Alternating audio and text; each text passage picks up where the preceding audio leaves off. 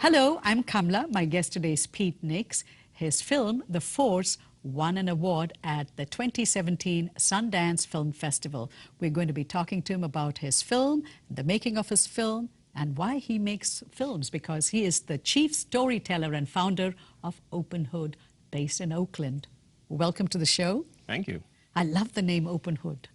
I do too. How did you come up with it? I came up with it because of this notion of, we live in a nation now where we're siloed, where we are in our bubbles, and that we need to learn and listen to each other. And storytelling is one of the best ways that you can develop and improve empathy amongst community. And so that was the first impetus for it. And the second idea was to that we're at a moment in time where understanding how our institutions are working in our communities, our healthcare systems, our public education systems, our criminal justice system is really vital towards making decisions as a democracy. And so those reasons really led to the creation of the nonprofit and the making of our films. What are some of the earliest stories you remember from your childhood? I come from a big family. My mom's one of 10, and so we would have family reunions, and we would have huge. I've got so many cousins, and my Uncle Ray had a video camera, and he would sort of go around. And I remember, at a young age, I sort of was the one who took the microphone and would interview members of my family. I think that was. So you really, were the chief storyteller for your family. Kind of. That was really when the spark, was set for me, and just this notion of, even within a family where you think you sort of know people, that if you stop for a moment and ask someone simple questions, that so much can be revealed, and so that notion of discovery really became the foundation for my exploration as a storyteller and later as a filmmaker. Is that why you majored in English at Howard University? I majored in English because originally I wanted to be a writer.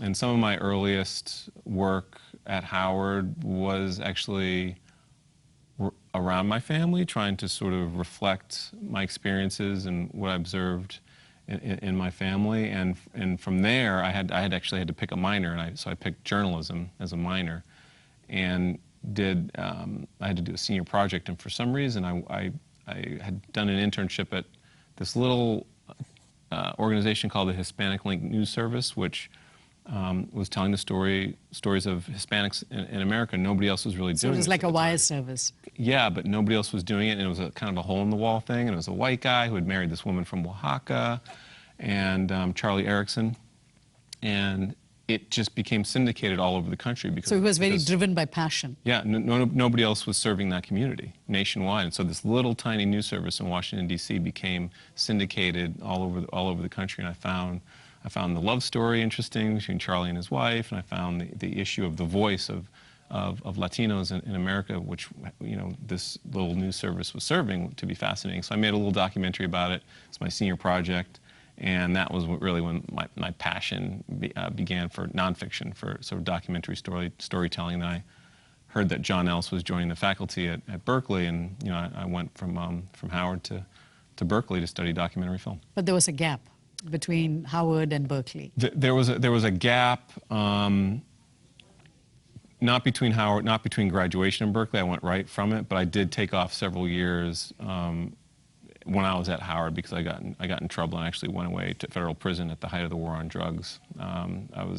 Got sucked into drugs, got addicted to cocaine, got wrapped up in a scheme with a friend of mine in D.C. and got arrested and went to prison for a year, federal prison. So I made, my first documentary was actually about my addiction and the impact that it had on my family and friends. How did that change you? Really, when you tell your own story and then you engage really close loved ones of yours, friends and family who experienced that along with me that I had never really talked to about sort of what happened to me, it makes you realize the sort of power and impact of that process of not just me telling the story, but it's so personal. Like when you go into someone's life as a filmmaker or a storyteller, you're having a tremendous impact on them. And so it gave me a really deep understanding of, from the other side, the responsibility that you have as a storyteller in telling someone else's story. So I felt that in starting with my own story, it would give me some insight into that responsibility. What's that film called? Is it available? Well, it was originally called The Wolf, and it was produced out of, right after I graduated from Berkeley. John Else, who was my mentor and who I studied with at Berkeley, became frustrated with the process of trying to fund documentaries, how you had to submit all these applications. And, he had been nominated for an Academy Award for The Day After Trinity, and he was a very well-known, well-respected filmmaker, but he still had to submit 100 plus applications for a film, and he became frustrated by that. And so he started a center funded by the Ford Foundation and the MacArthur Foundation to support individuals, to support artists and not proposals. And the notion was to give artists a set amount of money, and they wouldn't have to submit a proposal, and they could do whatever they want. So and to support artists at different levels of their career. But how do they figure out which artist to assign the money to? So I offered to help him to sort of get the center off the ground and to help facilitate the management of it, and then I guess he repaid me by making me one of the inaugural filmmakers. So it was myself, who was the sort of entry-level filmmaker, Lourdes Portillo, who was a local sort of Bay Area filmmaker, and then at the time Albert Maysles, who has since passed away, but his film, which is about sort of trains, just recently came out. That was funded through the center. So that process was really, of making that film, was the beginning of my career. Can I quickly go back to what you mentioned, that you spent a year in federal prison? Mm-hmm.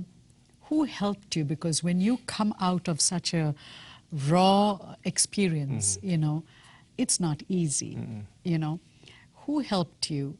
And if somebody else has been through that experience, what would you tell them they should do? Because you have to rebuild yourself. Mm-hmm.